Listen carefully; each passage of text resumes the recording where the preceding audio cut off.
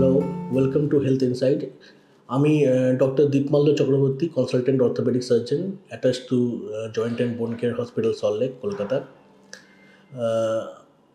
আমার আজকে আলোচ্য বিষয় নিয়ে হচ্ছে যে আপনার trauma and joint replacement surgeries. Orthopaedic surgery দিনকে দিন অনেক এক্সপ্যান্ড করছে। There are many scopes like ওই জন্য আমাদের জয়েন্ট রিপ্লেসমেন্ট বলুন বা ট্রমা বলুন, তার অনেক স্কোপ বেড়ে গেছে। প্লাস হচ্ছে ট্রমাতে আমাদের দু ধরনের পেশেন্ট মেনলি পাওয়া যায়। প্রথমত হচ্ছে যারা elderly patient, geriatric patient, osteoporosis থাকে, তারা অনেক সময় ট্রিভিয়াল ফল, ধরুন বাড়িতে পড়ে গিয়ে মোস্ট কমনলি ভাঙেন হচ্ছে আইদার অ্যারাউন্ড দ্য হিপের কাছে কোনো ফ্র্যাকচার হয়, বা রিস্টের কাছে কোনো ফ্র্যাকচার হয়, বা স্পাইনে কোনো ফ্র্যাকচার হয়।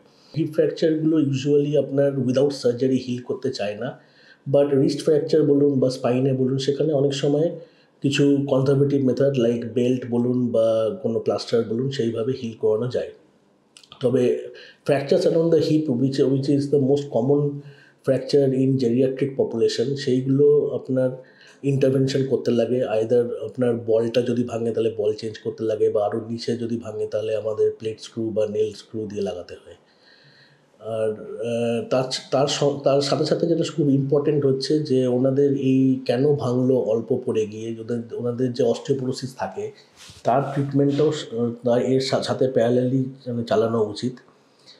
সেটা ক্যালসিয়াম হোক, ভিটামিন ডি হোক, বা আজকাল কিছু নতুন নতুন ইঞ্জেকশনও বেরিয়ে গেছে যেগুলো বোন ডেন্সিটি যেটা আছে সেটাকে বাড়ায়। বোন ডেন্সিটি কমে যায় বলেই হচ্ছে অল্প পড়ে গিয়ে ভেঙে যায়।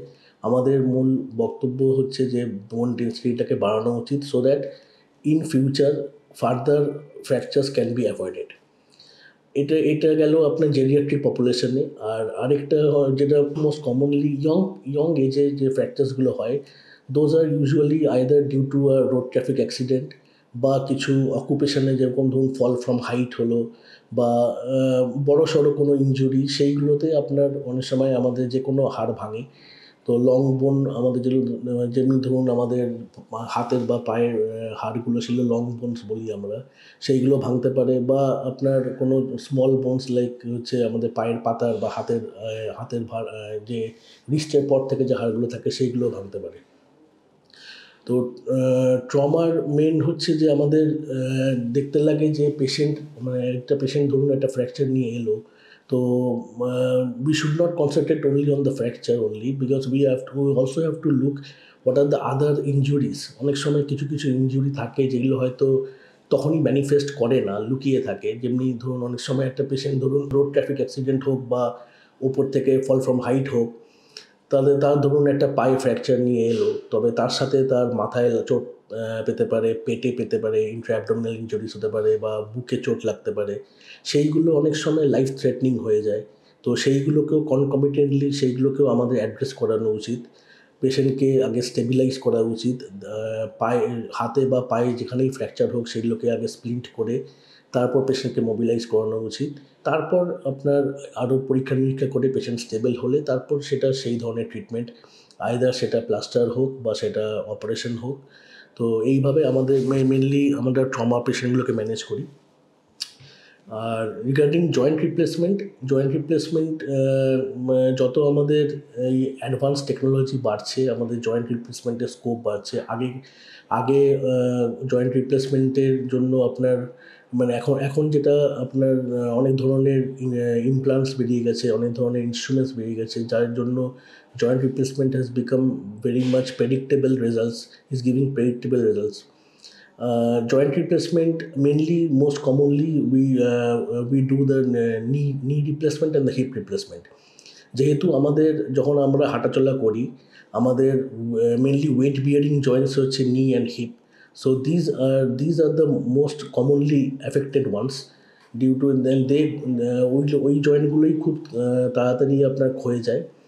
তো knee replacement is far more common than hip replacement, কারণ আমাদের দেশে knee osteoarthritis is more common than hip osteoarthritis.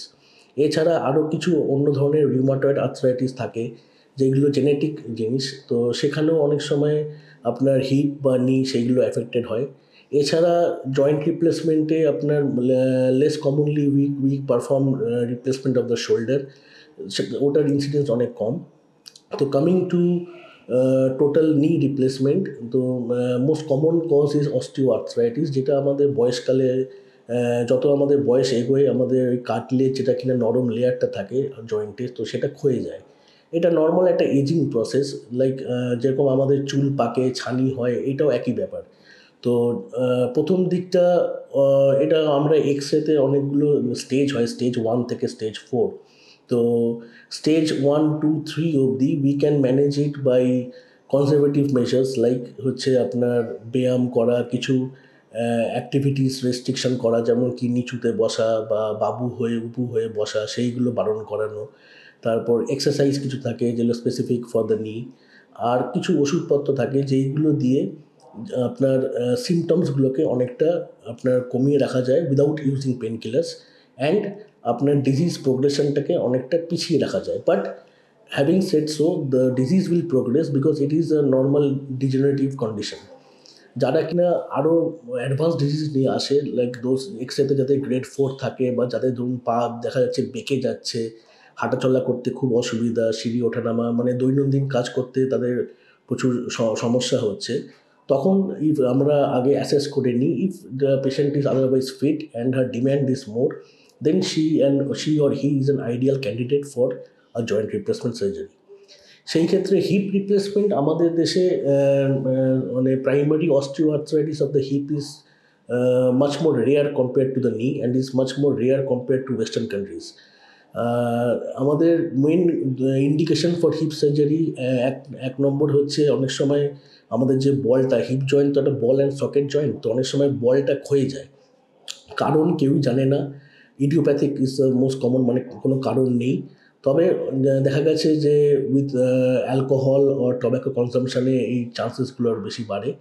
তো যদি কারোর হিপ মানে বলটা ধরুন ক্ষয়ে গেছে, ওর সাথে ওই জয়েন্টটাও পুরো ডিগ্রেড হয়ে যাচ্ছে, তখন সেটা একটা ইন্ডিকেশন ফর হিপ রিপ্লেসমেন্ট।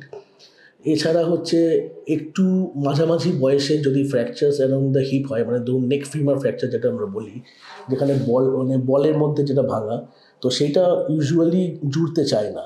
তো পেশেন্টটা যদি খুব বয়স বেশি হয়, তখন আমরা এটা কনসিডার করি for a partial hip replacement, যেখানে আমরা শুধু বলটা চেঞ্জ করে দিই।